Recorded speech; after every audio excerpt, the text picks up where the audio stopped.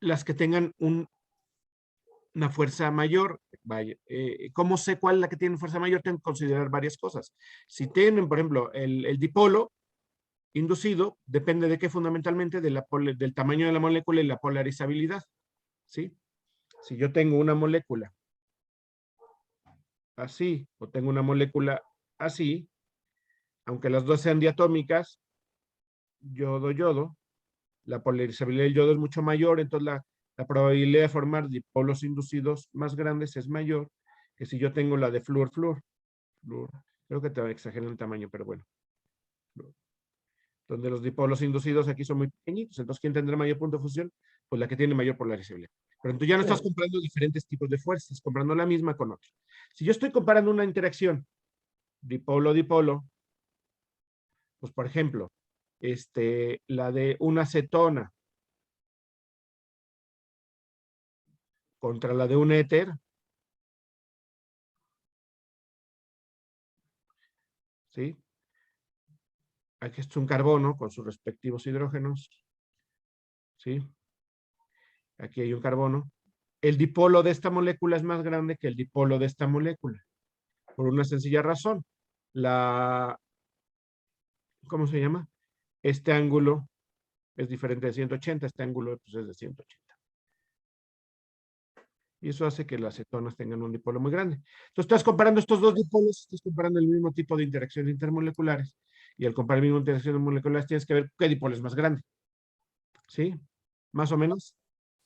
Entonces, tienes que organizar muy bien lo que comparas. Diferentes fuerzas, o no son diferentes fuerzas. En diferentes fuerzas tienes que ver cuál es la más fuerte de todas. Las John son las más fuertes y las más débiles de polo inducido y polo instantáneo. Si estás comparando el mismo tipo, una serie del mismo tipo de fuerzas, por ejemplo, todas de dipolo inducido y dipolo instantáneo, pues ¿cuál es la que tiene mayor polarizabilidad o cuál es la que tiene mayor, ¿cómo se llama? Tamaño.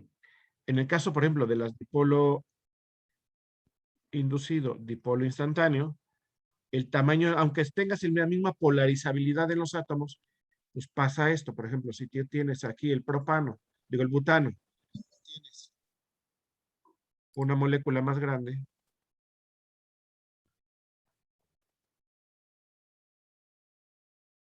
pues esto lo que tiene aquí es una nube electrónica. Y aquí tienes una nube electrónica más grande. Aquí va a generar unos ciertos dipolos y, y aquí puede generar varios, porque la nube electrónica es muy grande. Entonces se puede formar por muchos lugares la nube electrónica. Esto hace que el dipolo I sea más grande. Entonces las moléculas que tienen el mismo tipo de átomos, como por ejemplo en el butano o los alcanos lineales grandes, lo que sucede es que tienes mucho más masa y eso lo que tienes que hacer una nube electrónica más grande y la probabilidad de encontrar dipolos, generar dipolos en más lugares de la molécula es mucho más grande y por lo tanto las interacciones son más grandes. Entonces son muchos factores que van jugando, ¿sí? Más o menos. Sí, profe, ya me quedó muy claro, gracias. Sí. ¿Alguien más? Yo, profesor. Sí, ¿quién dijo yo? ¿Noemí fue o quién fue? Sí, fui yo. Ándale. Bueno, o sea, es que es como que una pregunta muy tonta, pero ayer me di cuenta de que para sacar los... Noemí, no hay preguntas tontas, no existen. Es que ayer para sacar los momentos dipolares como que tuve muchas dudas sobre cómo sacarlos, no me ha quedado totalmente claro. Para sacar los momentos bipolares quizás sea lo más difícil, no es trivial, ¿eh? Quizás sea lo más difícil del tema. ¿Por qué? Porque para poder sacar un momento bipolar lo que tienes que hacer es hacer una suma vectorial, por ejemplo, el agua. Si ponemos el agua, tienes que considerar cuál es el átomo, dónde está desplazada la densidad electrónica. Entonces, si nosotros consideramos que la electronegatividad del oxígeno es mayor que la del hidrógeno, eso quiere decir que la densidad electrónica está desplazada para acá. Y yo puedo pintar un vector de densidad electrónica por cada uno de los enlaces. En ese sentido, ahora lo que me tocaría hacer es poner un eje de coordenadas, y, x, y sumar los vectores. Entonces, este vector lo transporto para acá, estos vectores los transporto para acá y me quedaría este eje de coordenadas, esto para acá y esto para acá. Hagan de cuenta que son iguales, pero ya saben que dibujo bien feito. Entonces, si yo sumo estos dos vectores, me va a dar un vector resultante en este sentido. Lo que se traduce como un vector resultante así. Entonces ya digo que es una molécula polar. ¿Sí? En cambio, si yo tomo otra molécula, como el CO2, que es el caso típico,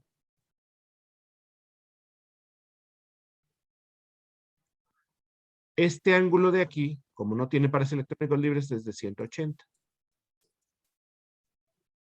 Entonces, si yo trato de hacer el mismo análisis, pues resulta que yo tengo un vector para acá y un vector para acá a 180 grados. Si yo trato de trasladar ese vector, ahora lo voy a pintar con rosa, esos vectores del dióxido de carbono, uno para acá y otro para acá, se anulan. Entonces esto me da un momento dipolar permanente igual a 0. Así es como se debe hacer el análisis. Estoy poniendo moléculas que tienen 3 átomos. Cuando yo pongo moléculas más complicadas, vamos a tratar de poner una molécula un poquito más complicada.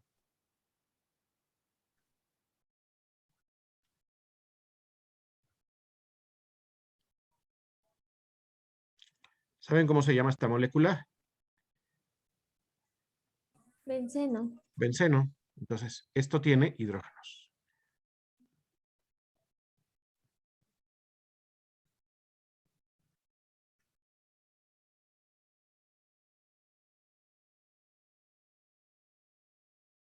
Así es esta molécula.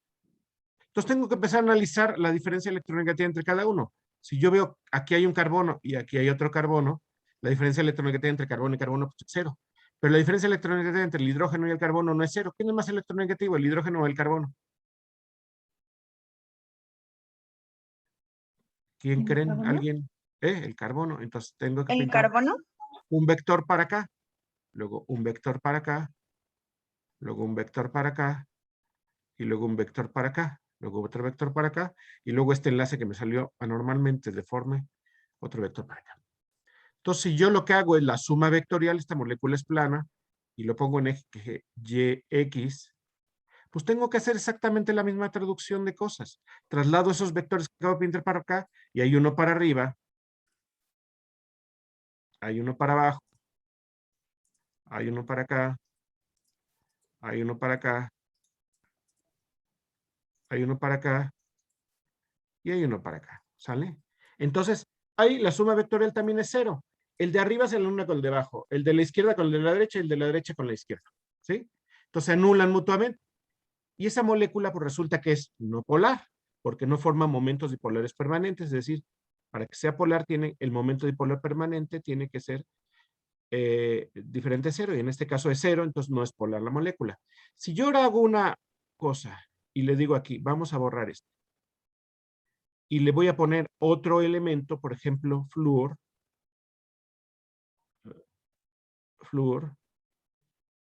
¿Quién es más electronegativo ahora? Pues el flúor, ¿verdad? Y si es más electronegativo el flúor, voy a tener que poner un vector mucho más grande para acá. Eso quiere decir que el vector que iba para arriba ya no está ahí. Ay, borré el eje, no quería borrar el eje. Ahorita pinto otra vez el eje.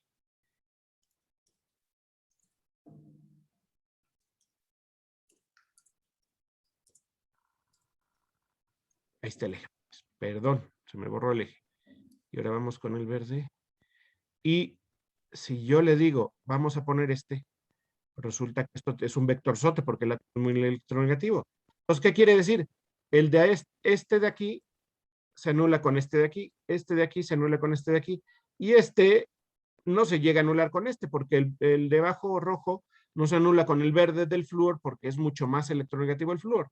Esto da como resultado que yo tenga un momento dipolar en esta molécula en este sentido. ¿Sí? ¿Sí lo vas viendo? Ahora, si yo ahora hago otra cosa y vuelvo a hacer, ahora pongo una molécula de flúor aquí, digo una molécula, le pongo a esta molécula un átomo de flúor aquí, Lo que estoy haciendo es que este vector de... Ahí otra vez borré el que no quería. Ya estoy borrando lo que sea. Déjenme poner nada más ilustrar el ejemplo.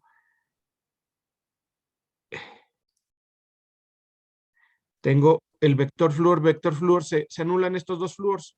Y al anularse estos dos flúors, que estaban así ahora, pues resulta que la molécula se vuelve no polar.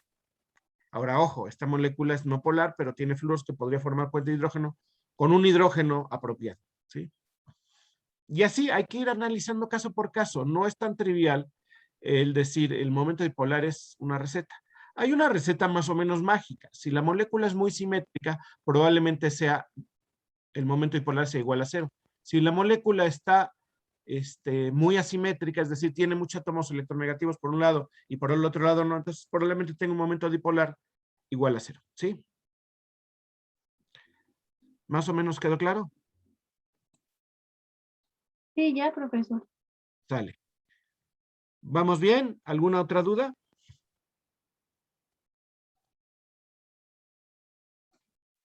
Bueno. Entonces eso quiere decir que ya podemos hacer el examen, ¿no? Entonces todavía tienen 1 hora para hacer el examen. ¿O lo hacemos el jueves? El jueves, El profe. jueves. El jueves. Jueves. Ah, el jueves, desde que empezó hasta fuerzas intermoleculares. ¿Les late? Sí, profesor. Órale. Entonces lo voy a poner aquí. Jueves. ¿Qué día es el jueves?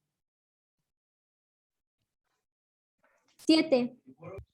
7, examen. Todos avisados. Bueno, pues entonces, las fuerzas intermoleculares, me gustaría nada más comentar una cosa muy breve de las fuerzas intermoleculares que tienen que considerar, y es el efecto hidrofóbico. Es decir, cuando ustedes ponen un agua con otra agua y ponen otra agua aquí y ponen otra agua aquí y ponen otra agua aquí, se van a formar puentes de hidrógeno. Puente de hidrógeno con este, puente de hidrógeno con este, puente de hidrógeno con este. Cuando ustedes traten de disolver una cosa en otra, podemos poner otra agua por aquí. Un agua puede formar hasta 4 puentes de hidrógeno, porque tiene 2 pares electrónicos libres y 2 hidrógenos, ¿vale? Entonces aquí está formando 4. Si ustedes quieren disolver una molécula, y esa molécula la vamos a pintar de color cafecito, va a tener que ocupar un hueco. Esa molécula que estoy poniendo aquí va a tener que ocupar un hueco. Entonces rompí, en este caso, 4 puentes de hidrógeno. Entonces esta molécula tiene que ser capaz de formar interacciones intermoleculares lo suficientemente fuertes para compensar la ruptura de 4 puentes de hidrógeno, que fue el resultado de arrancar una molécula de agua del seno de la disolución. Moléculas que pueden formar interacciones fuertes como los iones, interacciones fuertes como los puentes de hidrógeno, lo van a hacer fácilmente, o los dipolos grandes. Pero moléculas que no tengan interacciones fuertes, que solamente sean dipolos pequeños o dipolos inducidos, dipolos instantáneos, las interacciones, no van a poder compensar esto. Entonces el agua, ¿con quién se va a preferir asociar? Entonces ya no va a formar un puente de hidrógeno con este porque no puede, si es el caso que esa molécula cafecita no puede formar puente de hidrógeno. Y pues van a formar puentes de hidrógeno entre ellas. ¿Sí? Y al formar puentes de hidrógeno contra ellas, pues esta no le queda más remedio que asociarse con otra molécula pues, del estilo.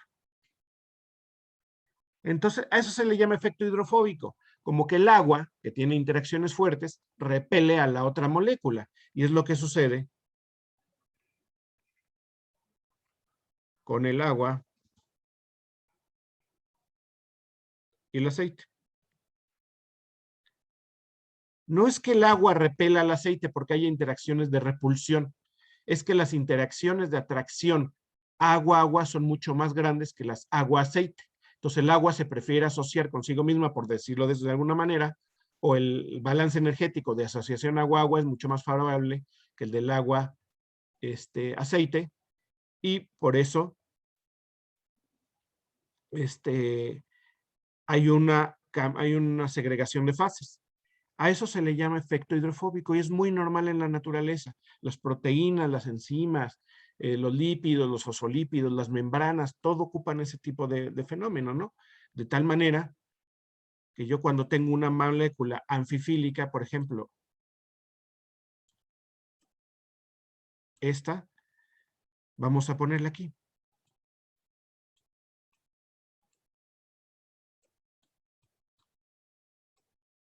Y una cadena muy larga, esta cadena muy larga son hidrocarbonos. Este es un ácido graso. Cuando este ácido graso yo le quito el hidrógeno, ¿qué va a pasar? Va a tener una carga negativa que tengo que compensar con una carga positiva. Es decir, a un ácido graso le pongo una base como la sosa. Entonces era lo que hacía mi abuelita. Mi abuelita lo que hacía era juntaba el aceite viejo y lo mezclaba con sosa. Y lo que estaba haciendo una reacción de desprotonación de los ácidos carboxílicos. Y al desprotonarse estaba formando interacciones con, antes que eran de puente de hidrógeno, ahora ion-ion. Y las interacciones ion-ion son más fuertes que las puentes de hidrógeno. Estaba formando una cabeza de la molécula con interacciones más fuertes. Mi abuelita hacía eso y hacía jabón. Y si no lo hacía muy bien, quedaba la grasa vieja y residuos de grasa vieja y no funcionaba. Y si le ponía mucha sosa, quedaba sosa y irritaba el jabón. Entonces tenía que hacerlo bien. Y esto les da una molécula que se conoce anfifílica, tiene una cabeza polar.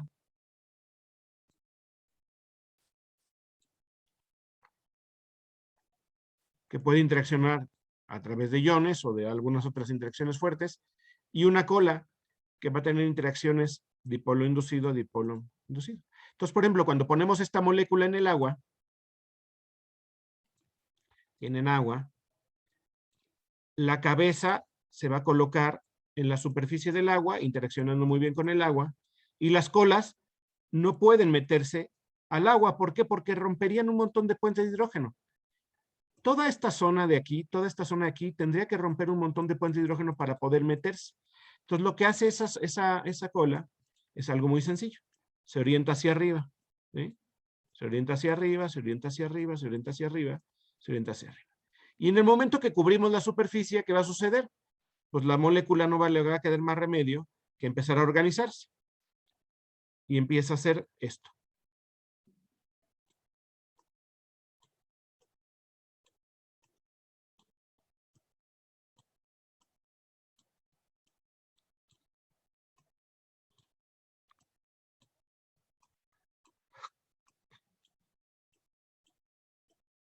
Entonces, estas moléculas, lo que hacía mi abuela, a esto le llama jabón. Y el jabón con el agua forma micelas. Y las micelas tienen interacciones fuertes en su superficie, que está en contacto con el agua. Y en el interior, todas las colas hidrofóbicas se interaccionan pobremente, minimizan su área para no romper puente de hidrógeno y de esta manera se ve compensado. Entonces una micela es perfectamente estable en el agua. Si yo pongo una grasa, un aceite, así, pues este aceite se va a meter en donde las colas. ¿Sí? Entonces un jabón por eso limpia, porque su piel está llena de grasa, porque tenemos glándulas sebáceas y producen este tipo de moléculas naranjas, ¿no? Que tienen interacciones dipolo inducido, dipolo instantáneo, mayoritariamente. Entonces, para que se puedan disolver, tienen que tener interacciones parecidas, porque si no estarían generando un efecto hidrofóbico. Se mete por aquí y así es como pueden limpiarse la grasa de las manos, ¿sí? A través de interacciones débiles, dipolo inducido de puente de hidrógeno, y el jabón en el agua no es más que forma una estructura que se llama micela, y esta micela pues se reparte a lo largo de una molécula grande, un conjunto de moléculas grandes. Las interacciones tienen diferentes tipos de interacciones y gracias a eso puede lavar. Si yo no tuviera micelas y yo tuviera grasa del coche, grasa sucia de las manos, ¿Con qué me limpiaría? Pues me tengo que limpiar con un disolvente que tenga más o menos el mismo tipo de interacciones. Entonces, si yo tengo grasa de coche en las manos, me tengo que poner un disolvente que sea más o menos igual. Entonces hay gente que dice, pues gasolina. Y sí, la gasolina tiene una baja hidrofilicidad, es decir, solubiliza más o menos bien algunas grasas. Tiene un problema que si hay un cerillo cercano, alguna fuente de ignición cercana, pues es peligroso, igual que el aguarrás, igual que el tiner.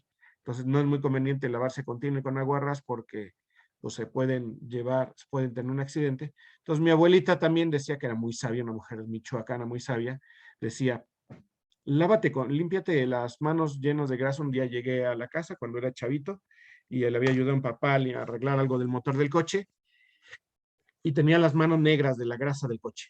Y me dice, límpiate con mantequilla. Y una vez que te limpies con mantequilla, con una servilleta de papel, te quitas el exceso de mantequilla y luego ya con jabón te quitas la mantequilla. Y efectivamente agarré un trocito de mantequilla, me limpié y me quitó todo lo negro de las manos muy bien, porque la mantequilla pues era parecido a esas moléculas naranjas hidrofóbicas. Es una grasa y me limpió, tiene interacciones del mismo estilo. Y luego con el papel me quité el exceso de grasa y luego con el jabón, que son estas estructuras, me acabé de quitar el resto de la mantequilla y se me limpió muy bien las manos. Y en lugar de olerme a gasolina o a tiner y que las manos se me quedaran irritadas, me quedaron suavecitas y me olían a bizcochito. ¿Sale? Entonces, las recetas de las abuelas a veces funcionan y tienen un fundamento de interacciones intermoleculares bastante grande e interesante. ¿Sale? ¿Todo bien? Sí, profesor, todo Sí, bien. profe. Con esto quería más o menos cerrar el contexto de fuerzas intermoleculares y empezar a ver otro tema. ¿Sale? En ese otro tema es empezar a ver, ya vimos interacciones entre moléculas, ahora vamos a ver las interacciones dentro de las moléculas, las interacciones intramoleculares y vamos a tratar de ver enlace. Para lo cual vamos a ver muchos modelos. ¿Ya lo ven bien? Sí, profe. Entonces, en el enlace vamos a ver primero el modelo de enlace covalente, para lo cual vamos a revisar 3 modelos. El primero lo vamos a revisar muy rápidamente. Voy a dejar no sé quién hizo si Miguel o Toño, un video de repaso, porque ya saben la teoría del octeto de Lewis o de Lewis, que lo conocen de sobra ya están aburridos de ver este modelo, pero sin embargo es el primer modelo que nos ayuda a explicar algo del enlace covalente y me gustaría ponérselos para que lo revisáramos. Entonces un pequeño video, entonces quisiera su atención unos cuantos minutos, no dura mucho, y se los voy a poner.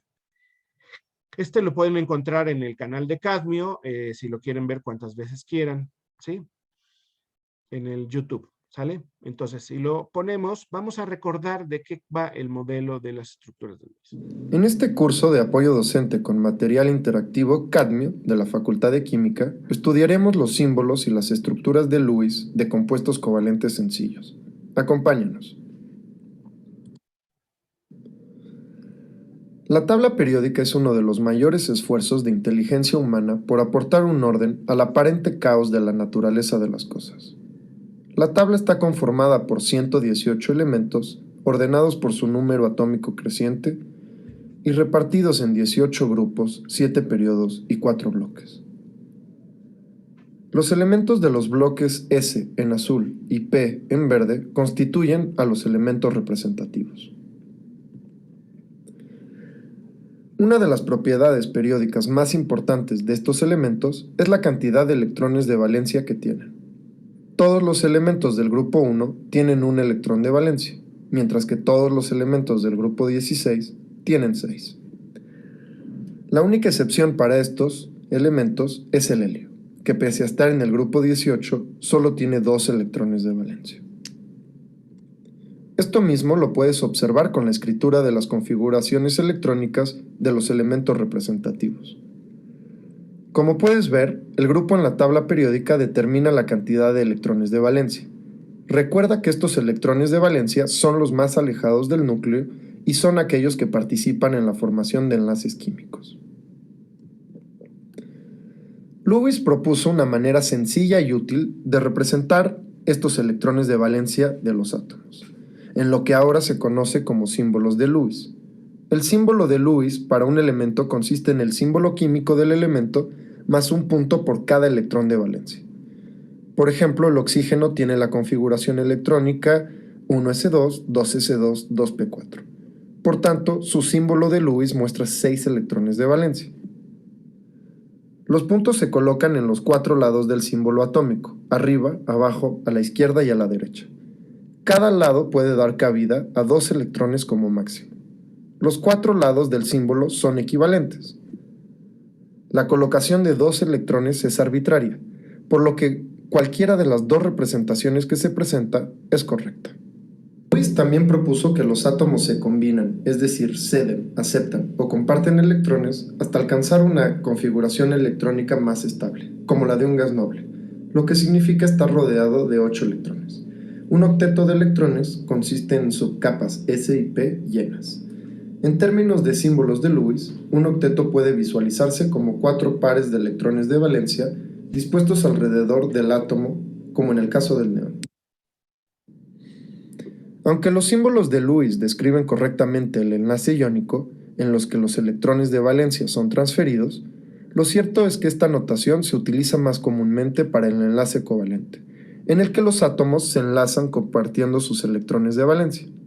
Esto es muy útil entonces para representar compuestos covalentes. Una estructura de Lewis es una representación de un enlace o compuesto covalente, donde el par de electrones compartidos se indica con líneas o como pares de puntos entre 2 átomos. Ojo, las estructuras de Lewis no pretenden dar cuenta de la disposición espacial de los átomos. No hablamos de geometría, solo de conectividad y de estabilidad, como veremos a continuación. Veamos un par de ejemplos. Para la molécula de hidrógeno, cada átomo tiene 2 electrones a su alrededor, lo que significa que cada átomo, compartiendo sus electrones de valencia, adquiere una mayor estabilidad que sin hacerlo. Por tanto, la molécula de hidrógeno es más estable que los átomos por separado. En la molécula de flúor, cada átomo está rodeado de 8 electrones, como si se tratara de un gas noble, por lo que la molécula de flúor es más estable que los átomos por separado. A los pares de electrones que no participan en el enlace, es decir, que no se comparten, se les llama pares libres y se indican como pares de puntos en los átomos. Por otro lado, la molécula de CH no existe. Pese a que el hidrógeno tiene 2 electrones a su alrededor, el carbono tiene solamente 5, por lo que este compuesto no es estable. Como ya lo sabes, al compartir electrones en un enlace covalente, cada átomo completa su octeto. Para el hidrógeno, el requisito es que tenga un total de 2 electrones, como se observa en las estructuras de Lewis, del metano, del amoníaco y del agua, en las que el hidrógeno tiene 2 electrones a su alrededor, mientras que los demás átomos tienen 8. Aunque muy reconocida, la regla del octeto funciona para muy pocos elementos, en especial para los del segundo periódico, en los que se encuentran el carbono, el nitrógeno y el oxígeno. En realidad hay varias excepciones. Compuestos hipovalentes como el borano, en el que el boro tiene 6 electrones a su alrededor, e hipervalentes como el hexafluoruro de azufre, en el que el átomo central, el azufre, tiene 12 electrones a su alrededor. Ambas moléculas son estables. Otro caso son las moléculas con número impar de electrones, como el óxido nítrico, que tiene 11 electrones de valencia y en las que es imposible cumplir la regla del octeto. Los compuestos covalentes pueden presentar enlaces sencillos, dobles y triples, en los que se involucran 2, 4 y 6 electrones de valencia respectivamente. Muchos compuestos forman enlaces múltiples, es decir, que 2 átomos comparten 2 o más pares de electrones. Si 2 átomos comparten 2 pares de electrones, el enlace covalente se denomina enlace doble. Estos enlaces se muestran y se encuentran en la molécula de CO2, por ejemplo. En esta molécula, tanto el átomo de carbono como el de oxígeno cumplen con la regla del octeto. La muy baja reactividad de la molécula de nitrógeno puede ser explicada por la gran estabilidad del enlace nitrógeno-nitrógeno, que es un triple enlace. En principio, la distancia entre los átomos enlazados disminuye al aumentar el número de pares de electrones compartidos. Esto quiere decir que la longitud de enlace de un triple enlace es menor que la de uno doble y la de uno sencillo. Asimismo, la energía de enlace aumenta a medida que lo hace el número de pares electrones compartidos. El acetileno, un gas que se emplea en equipos de soldadura, tiene mayor energía de enlace y menor longitud carbono-carbono con respecto al eteno y al etano respectivamente. Las estructuras de Lewis nos ayudan a entender los enlaces en muchos compuestos y se utilizan con frecuencia al estudiar las propiedades de las moléculas. Por este motivo es importante aprender a dibujar las estructuras de Lewis siguiendo algunos pasos metodológicos. La ventaja de seguir paso a paso una metodología es la de no equivocarnos. Aunque dibujar estructuras de Lewis puede no ser siempre sencillo, el usuario debe convencerse que la metodología es infalible. El primer paso consiste en identificar los átomos presentes en el compuesto y llevar a cabo el conteo total de electrones de valencia del sistema. Si la especie química estudiada es un anión, se deben sumar los electrones que corresponden a la carga del anión, mientras que si es un catión, estos se deben restar. Ahora se debe escribir los símbolos de Lewis para cada átomo y conectarlos por un enlace sencillo. Para hacer esto, las fórmulas químicas ayudan mucho, pues algunas veces se escriben en el orden en el que los átomos se conectan en la molécula o ion, como en el ácido cianhídrico. Si un átomo central tiene un grupo de átomos unido a él, el átomo central suele escribirse primero, como en el anión carbonato, y en general, este átomo es el menos electronegativo de la molécula o ion. Ahora, se requiere completar los octetos de los átomos unidos al átomo central. Recuerda que el hidrógeno solo puede tener 2 electrones. Si sobran electrones, colócalos en el átomo central, aun cuando en este haya más de 8. Si por otro lado faltan, intenta probando enlaces múltiples. Para ello, utiliza los pares de electrones no compartidos de los átomos unidos al átomo central. Vamos a hacer un ejemplo. Dibujemos las estructuras de Lewis del anión nitrato. Primero contemos los electrones de valencia para cada átomo, 5 para el nitrógeno y 6 para el oxígeno. Además, tenemos un electrón extra debido a la carga del anión. Si no te sabes de memoria los electrones de valencia de cada átomo, no pasa nada, chécalo en tu tabla periódica. La suma es de 24 electrones de valencia en total. Dado que los átomos del sistema corresponden a elementos del segundo periodo y que el número total de electrones es par, no debería haber problema para que todos los átomos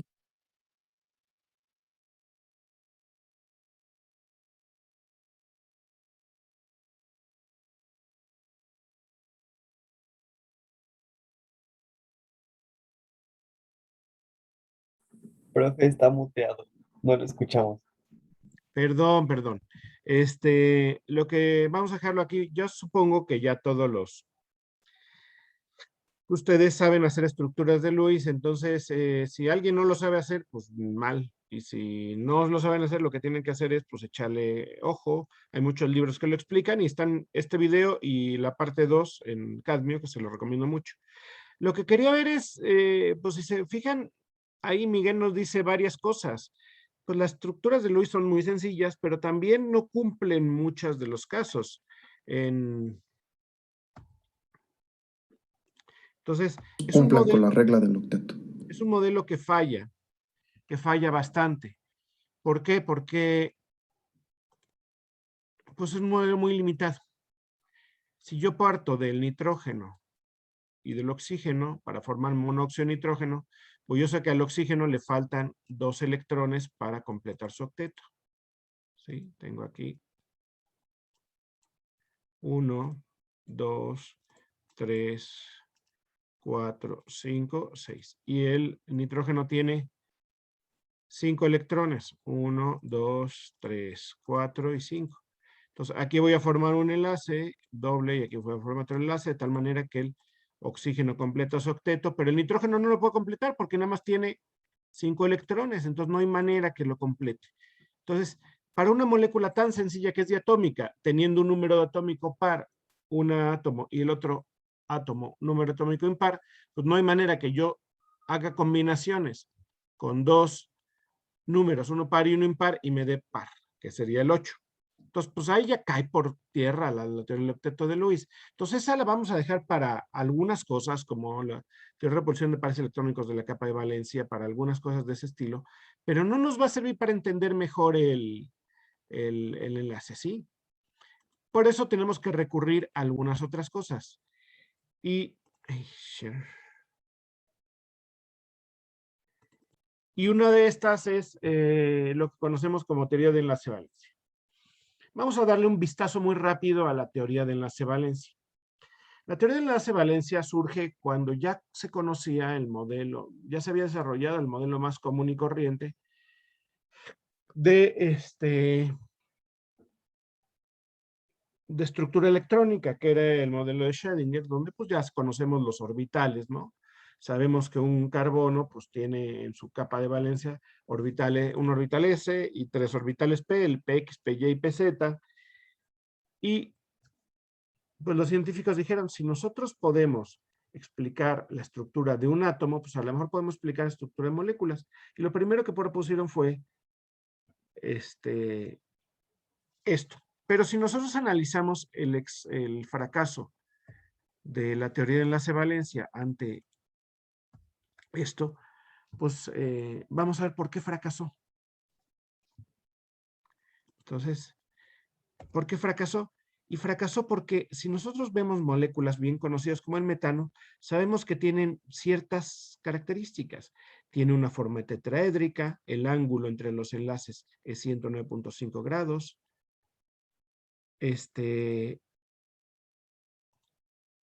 La distancia entre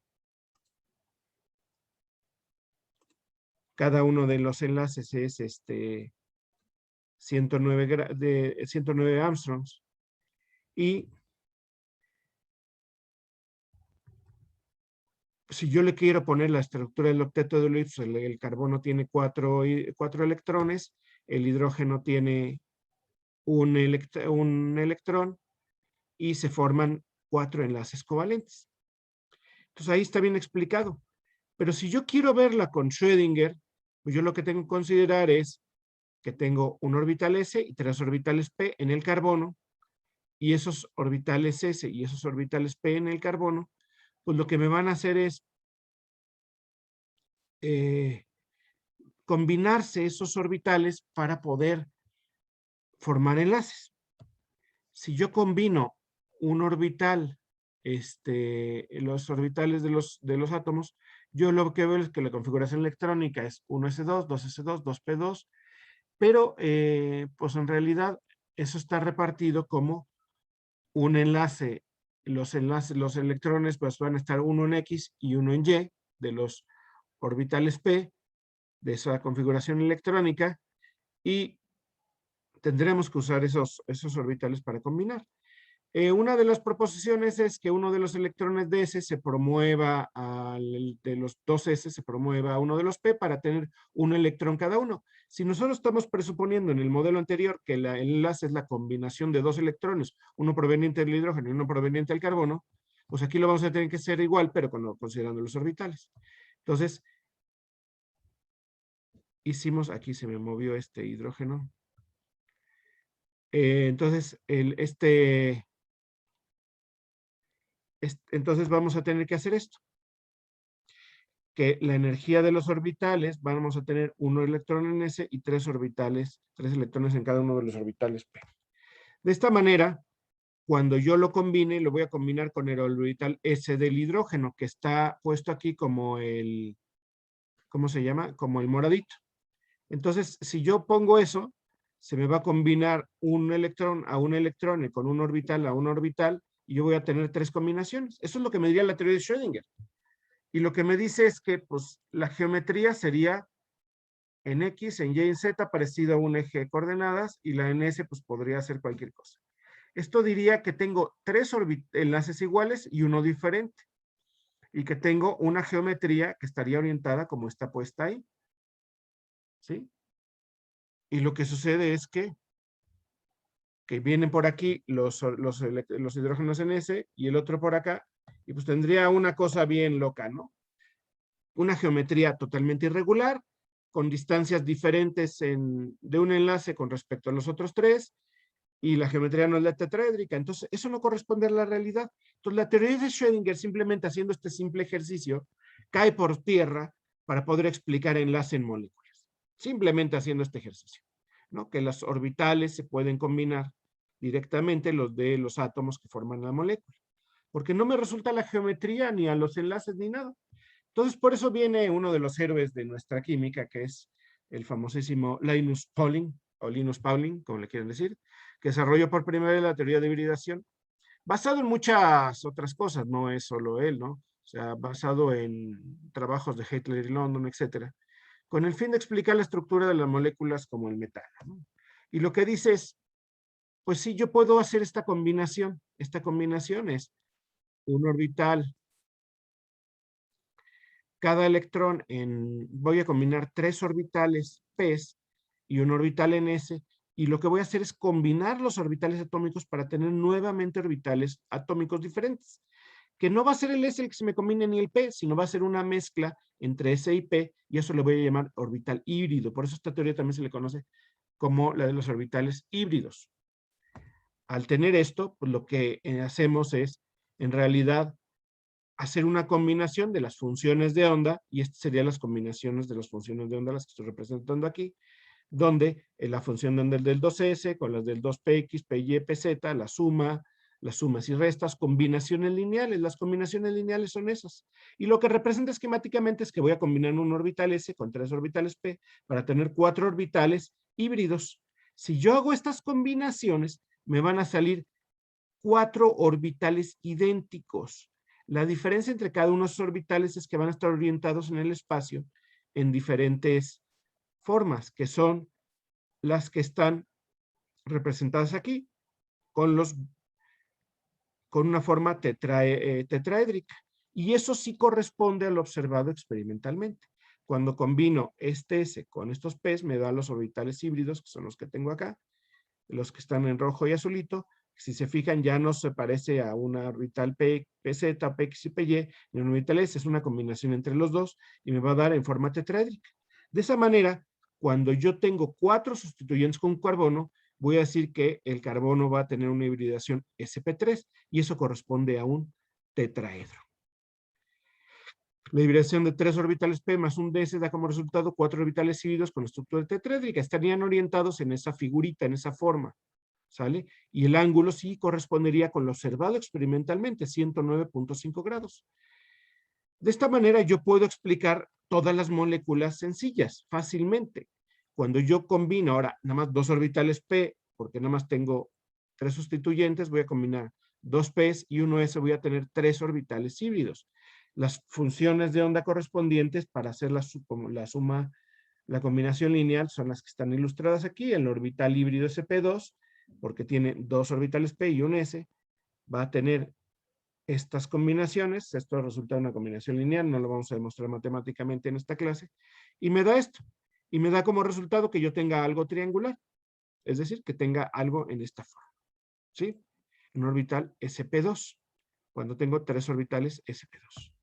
Cuando tengo una combinación sp2, pues es esto. Vienen los orbitales y cuando llega el hidrógeno se combina para formar una molécula triangular, como es lo observado en esta molécula de boro con hidrógeno. Los enlaces boro-hidrógeno están direccionados a 120 grados cada uno de los enlaces. Y así yo puedo ver las diferentes formas, ¿no? Cuando solamente combino un S con un P, pues lo que yo voy a tener son 2 orbitales y tengo 2 orbitales híbridos. Un S con un P voy a tener 2 orbitales SP y voy a tener el que está orientado en X para un lado o en X para el otro lado, y lo que me va a dar es una molécula lineal. El dicloruro de berilio, pues es un ejemplo perfecto. Es también resultado de las combinaciones lineales de las funciones de onda para obtener un híbrido. Y de esta manera yo tengo una teoría, y esta teoría explica razonablemente bien las geometrías. Ahora, esta teoría es una teoría un poco cualitativa, como lo estamos viendo en esta clase, y tiene algunas limitantes. Vamos a ver aquí un pequeño video para recapitular lo de los orbitales, ¿sale? Cuando combino los orbitales, como estamos en 3 dimensiones, muchas veces vale la pena verlo en un dibujo tridimensional. Los combino. Y ahora si combino un S y los P's, ¿qué es lo que me va a dar? Ya me va a dar una geometría diferente. Orbitales SP. ¿Sí? Si ahora combino un S y dos P's, ¿qué geometría me va a dar? Los orbitales SP2, porque tengo dos P's. ¿Sí? Combino esos que tienen esa forma, los orbitales atómicos, y cuando me da los orbitales híbridos, se me reacomodan, se me reorganizan, y me da 3 orbitales SP2, con una disposición geométrica y espacial triangular, que es diferente. Cuando ya combino 3S y 3P, eso es lo que les decía, pues yo tengo bien diferentes orientados los átomos, pero cuando ya hago los híbridos, se me forma una combinación tetraédrica, ¿sí? Ahí está el link donde pueden ver esta animación. Y esto no solamente puede ir con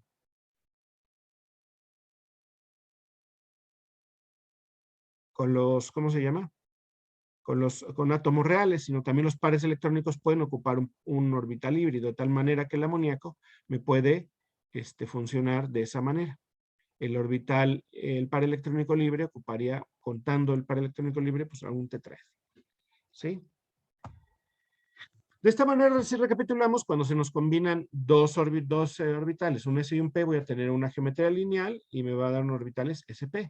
Cuando combino dos P's y un S, voy a tener una geometría triangular y voy a tener orbitales SP2 y voy a tener el triángulo, donde estos ángulos son 180.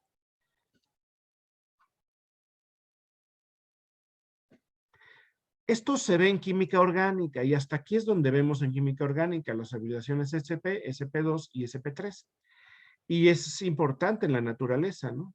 Por ejemplo, cuando una enzima tiene un sitio catalítico, el sitio catalítico debe tener la geometría del sustrato, pero no del sustrato tal cual, sino del complejo activado. Y eso va por la geometría y con la hibridación se puede explicar muy bien. Cuando yo tengo orbitales D, también puedo tener interacciones y poder orbitales híbridos. Cuando yo hibrido un ED y 3 P's y un S, voy a obtener orbitales SP3D. Y eso me da una bipirámide trigonal. ¿Sí? Esa geometría es muy común con compuestos de metales de transición, en lo que se llama la química de coordinación.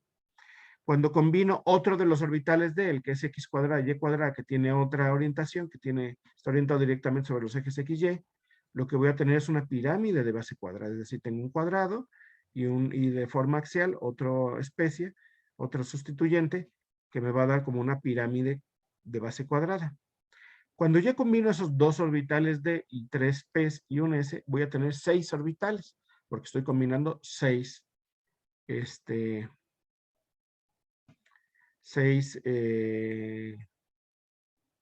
orbitales. Entonces te voy a tener 6 orbitales SP3 D2 y eso es un cuadrado, digo un octaedro, perdón. Esta zona de aquí cuadrada son los sustituyentes ecuatoriales y la zona de arriba y abajo son los sustituyentes axiales. ¿Sale?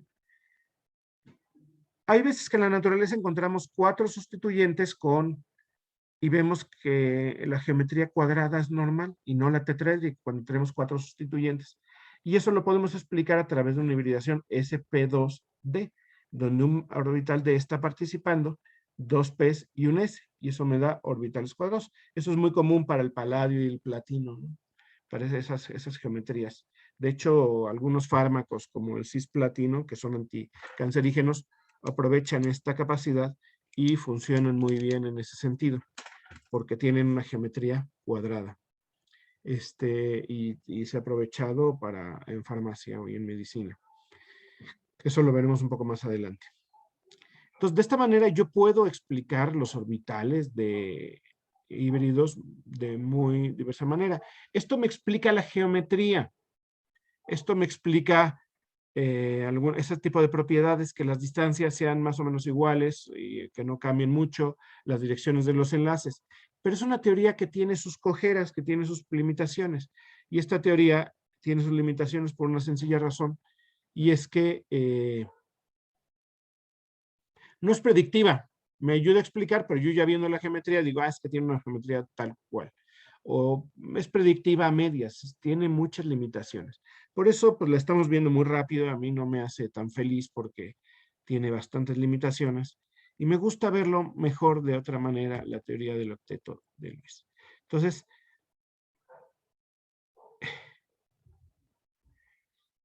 para eso vamos a ver que las...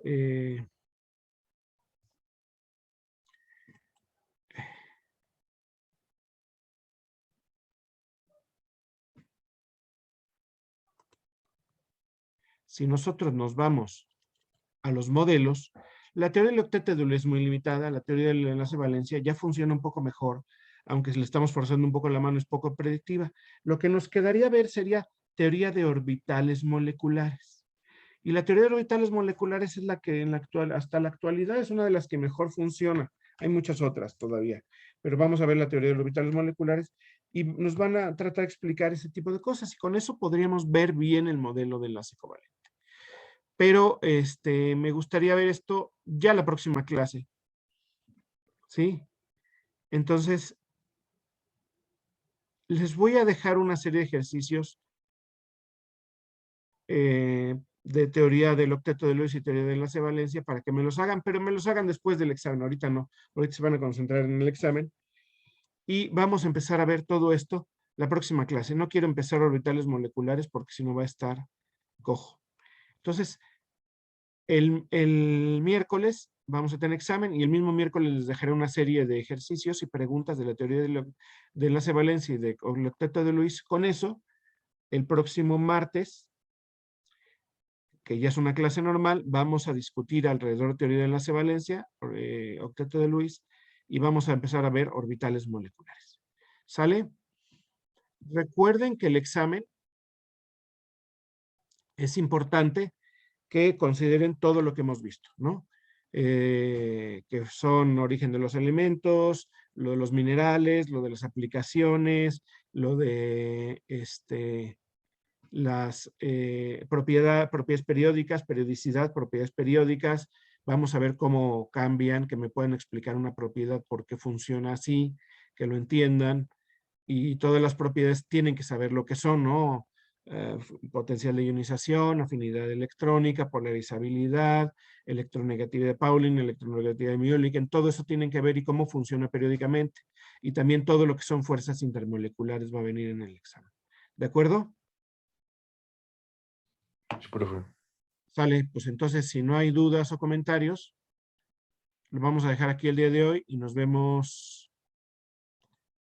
la próxima clase, o sea, el jueves con el examen. ¿Sale? Gracias, hasta luego. Sale, nos vemos. Que sea leve.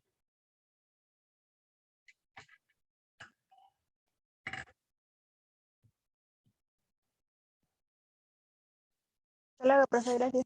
Nos vemos. Hasta luego, profe. Hasta luego, que estén bien. Me preguntan cómo es la modalidad del examen. Pues, no sé, vamos a ver. Ustedes estudien.